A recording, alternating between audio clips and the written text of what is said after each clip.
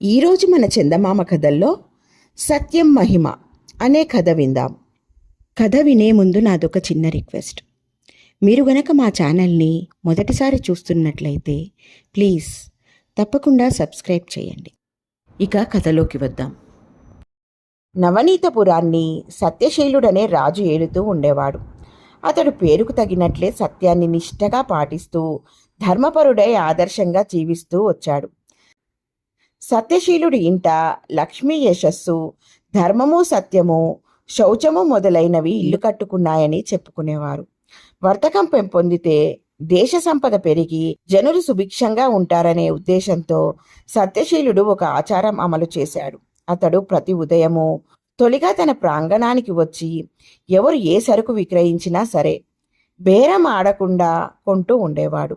వర్తకంలో దెబ్బతిన్న వాళ్ళు, అమ్ముడు కాక సరుకు దిగబడిపోయి నష్టపోయిన వాళ్ళు ఉదయమే తమ సరుకును రాజుగారికి అమ్మి తమ నష్టం కొంతవరకు పూడ్చుకునేవారు. నవనీతపురంలో ఒక నిరుపేద బ్రాహ్మణుడు ఉండేవాడు. అతన్ని దారిద్ర్యం పట్టి ఎన్ని ప్రయత్నాలు చేసినా వదిలింది కాదు. ఈ దారిద్ర్యం ఎవ్వరూ కొనని సరుకులాగా నన్ను వదలకుండా ఉన్నదే, దీన్ని నేను వర్తక ధర్మంలో రాజుగారికి ఎందుకు అమ్మరాదు అని అనుకున్నాడు బ్రాహ్మణుడు. ఆయన ఒకనాడు తన దారిద్ర్యానికి చిహ్నాలైన చింకిపాతలు, చిరిగిన గొంగలి, చిల్లుల చెప్పులు ఒక మూటగట్టి దాన్ని నెత్తిన పెట్టుకుని తెల్లవారక ముందే రాజుగారి ఇంటి ముందు నిలబడి దారిద్ర్యం దారిద్ర్యం ఎవరైనా కొంటారా అని కేక పెట్టాడు. రాజుగారు ఆ కేక విని ఎవరో సరుకు అమ్మకానికి తెచ్చినట్లుంది, నా దగ్గరికి పిలుచుకురా అని భటుణ్ణి పంపాడు.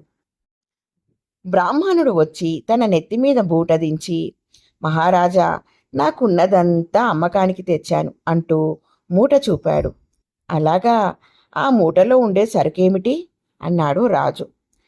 దారిద్ర్యం మహారాజా, నా సొంత దారిద్ర్యం అన్నాడు బ్రాహ్మణుడు. రాజు ఒక్క క్షణం ఆలోచించాడు. బ్రాహ్మణుడు వర్తక ధర్మంలోనే మాట్లాడాడు. ఏ వర్తకుడైనా తనకు ఉపయోగం లేని సరుకునే కదా విక్రయిస్తాడు. ఈ విధంగా ఆలోచించి సత్యశీలుడు బ్రాహ్మణుడితో, అయ్యా, నీ దరిద్ర్యాన్ని ఎంతకు అమ్ముతావు అని అడిగాడు. 500 వరహాలకు అమ్ముతాను అన్నాడు బ్రాహ్మణుడు. రాజు బ్రాహ్మణుడికి 500 వరహాలు ఇప్పించి అతని చింకిపాతల మూటను తమ సామాన్ల కొట్లో పెట్టించాడు. ఆ రాత్రి రాజు నిద్రపోతుండగా ఒక కల వచ్చింది. ఆ కలలో ఒక దేవతా స్త్రీ లాంటి మనిషి తన ఇంటి లోపలి నుండి బయటకు పోతూ అతడి కేసి వచ్చింది. ఎవరమ్మా నీవు?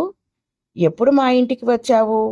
ఎందుకు పోతున్నావు అని సత్యశీలుడు ఆమెను అడిగాడు. నేను లక్ష్మిని. ఇంతకాలము నీ ఇంట ఎంతో సంతోషంతో ఉన్నాను.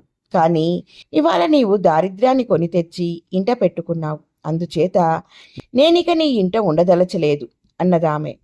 నీ ఇష్టం. నేను రమ్మంటే నీవు రాలేదు. బుద్ధిపూర్వకంగా వచ్చావు. తగిన కారణం ఉండే వెడుతున్నావు. నేను ఆపేక్షణ చెయ్యలేను అన్నాడు సత్యశీలుడు. లక్ష్మి వెళ్ళిపోయిన మరుక్షణమే అతడికి మరొక స్త్రీ కనిపించింది.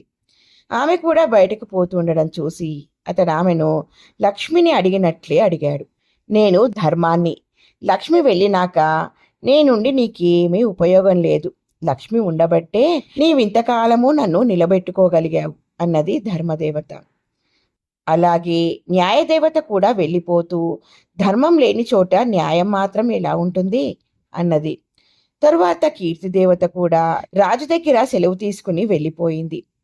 తనను అభిమానించిన దేవతలందరూ తనను విడనాడిపోయారని సత్యశీలుడు అనుకుంటూ ఉండగా మరొక దేవత కూడా బయటికి వచ్చింది. అమ్మా, నీవెవరు? ఎందుకు వెళ్ళిపోతున్నావు అని సత్యశీలుడు అడిగాడు. నేను సత్యాన్ని. మిగిలిన వాళ్ళందరూ వెళ్ళిపోయాక నా మీద నీకు పూర్వం ఉండిన ఆదరం ఇక ముందు ఉండదేమోనని అనుమానం వేసి నేను కూడా వెళ్ళిపోతున్నాను అన్నది ఆ దేవత. అమ్మా, నీ ఉంటే చాలుననే కదా మిగిలిన వారందరినీ పోగొట్టుకోవడానికి సిద్ధపడ్డాను. వారందరూ వెళ్ళడం సక్రమంగా ఉంది, కానీ నీవు వెళ్ళడం సరికాదు. నా మాట నమ్మకపోతే న్యాయదేవతను అడిగిరా అన్నాడు సత్యశీలుడు. నీ వల్ల నాకే అపచారము జరగలేదు, అందుచేత నేను నిన్ను విడిచిపోను అంటూ సత్యం తిరిగి లోపలికి వెళ్ళిపోయింది. వెంటనే దేవతలంతా ఒక జట్టుగా లోపలికి వస్తూ రాజుకు కనిపించారు. అందరూ నాతో అసంతృప్తి చెంది వెళ్ళిపోయారు కదా, ఏం తిరిగి వస్తున్నారు అని రాజు వారిని అడిగాడు. సత్యం ఉండే చోట మేము ఉండక తప్పదు. మాతో పాటు సత్యం కూడా వచ్చేస్తుందని అనుకున్నాం, రాలేదు. అందుచేత మేమే సత్యం ఉన్న చోటికి తిరిగి వస్తున్నాం అన్నారు వాళ్ళు. ఎలా ఉంది ఫ్రెండ్స్ ఈ కథ? బాగుంది కదూ? నచ్చిందా? అయితే లైక్ చేయండి. మీ బంధువులకు, స్నేహితులకు ఈ కథలను షేర్ చేయండి. మరిన్ని మంచి మంచి కథల కోసం మా ఛానల్ను తప్పకుండా సబ్స్క్రైబ్ చేయండి. మరొక మంచి కథతో మళ్ళీ కలుద్దాం. ఉంటాను మరి.